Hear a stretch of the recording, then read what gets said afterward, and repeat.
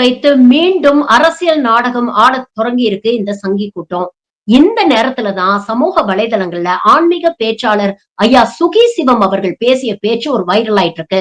திருப்பரங்குன்றம் யாருக்கு சொந்தம் அப்படின்னு கேக்குறவன் முட்டாள் அப்படின்னு சொல்லி ரொம்ப தெளிவாக ஒரு விளக்கம் கொடுத்திருக்கிறாரு.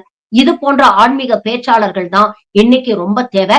நீங்களே பாருங்க சார். இப்ப கூட திருப்பரங்குன்றம் யாருக்கு சொந்தம்னு கேட்கறான். இந்த கேள்வியை கேட்கறவனோட முட்டாள் உலகத்துல கிடையாது. ஒண்ணு நல்லா புரிஞ்சுக்கணும்.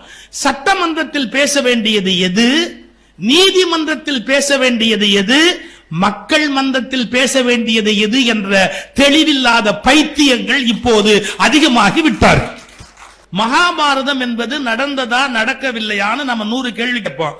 அந்த மகாகவி பாரதி மகாபாரத கதையை பாஞ்சாலி சபதம்னு வேற எழுதி வச்சிருக்கிறாரு.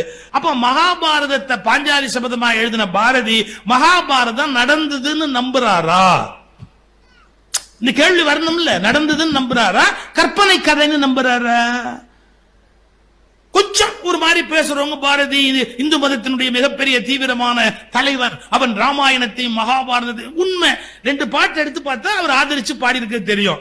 ஆனா தன்னுடைய கடைசி காலத்துல பாடுறான் என்ன, இந்த கதையெல்லாம் கடலினை தாவும் குரங்கும். எங்க கடலை தாவிட்டு குரங்கு போச்சு பாரதி கதை. அதற்கு இருக்கு பயல குரங்கு எப்படா கடலை தாவும்? அந்த நாகலோகத்துக்கு பீமன் போனான் பாருங்க. இதெல்லாம் லிஸ்ட் போட்டு சொன்னான், இவையெல்லாம் பொய்க்கதைகள் என்று அறிந்தோம். இன்னொரு பக்கம் வேதங்களை வெளுத்து வாங்குறார், வேதங்களும் புகழ்ந்து பாடி இருக்கார் ஆரம்பத்துல எத்தனையோ இடத்துல. பின்னால வேதத்தை என்ன சொல்றார், கோத்த பொய் கதைகள் அப்படின்னு புழுகுறாண்ட அப்படின்னார்.